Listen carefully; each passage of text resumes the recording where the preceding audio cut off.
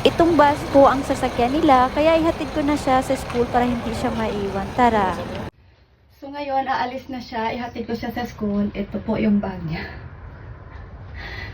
So, nandun pa siya sa salamin. Hindi pa matanggal-tanggal sa salamin.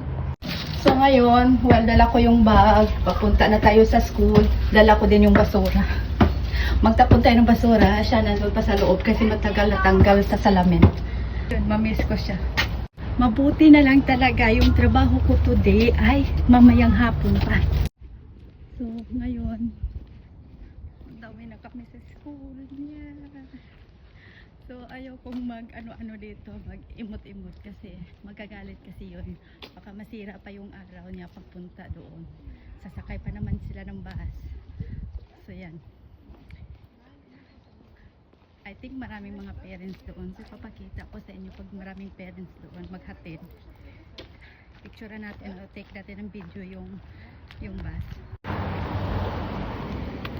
Hindi man daw nag-stop yung sasakyan. Dito sa Norway, pag ganito yung daanan, automatic talaga mag-stop yung mga sasakyan. Pero yung iba hindi nag-stop talaga. Yung anak ko, medyo galit yan. Hindi kami nag-uusap. Mabigat-bigat din pala itong bag ng anak ko. Mabuti na lang talaga hinatid ko siya at late akong trabaho kasi half day ako mamaya mga around 1. So mabuti na lang talaga kung hindi talagang magkabagood itong anak ko. Ay, sobrang bigat. Dami pa namang dala niya. Sana lang talaga lahat ng gamit niya nandito. Walang nakalimutan. Umalis talaga kami ng bahay mga 8:05 kasi kailangan nando na sila mga 8:30 sa school. So, to make sure na meron kaming oras pa extra, ganun din natin alam, maglalakad. So, yun.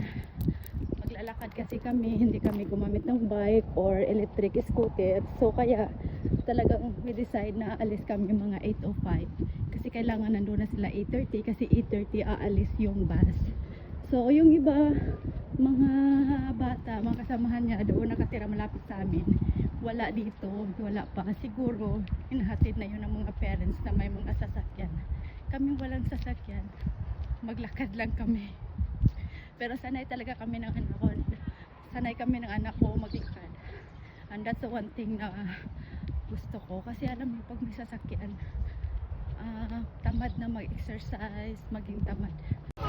Ito na po mga pangga, ang daming tower, ang daming mga parents. I-cover lang po natin yung batang dumaan sa harap. Ang daming mga parents or halos lahat yata ng parents dito. Hinatid yung mga anak nila, nagpalit sila sa trabaho, nag-absent sila or whatever. Kasi ito yung isang business lang ito mangyayari sa bata talaga. Sa elementary, sa grade 7. Kaya yung mga ina full support talaga. Ito po yung bus na sasakyan nila at yung grade 7 lang po at 3 klase po yung grade 7. Grade 7 A, B, and C. At ang anak ko po nandyan din po, of course, kaya nandito ako. Lucky po talaga na late ako or half day yung trabaho ko. Mamaya na pong 1 o'clock magsimula kasi talagang may time ako naghatid sa anak ko. Pero kung work man ako whole day, talagang magpalit ako sa trabaho para lang mahatid yung anak ko. Of course, I want to full support sa anak ko. Nag-iisang anak ko lang kaya ito. Pero kanina nga, naglalakad kami papunta dito. Talagang galit siya. Ayaw na hatid ko siya.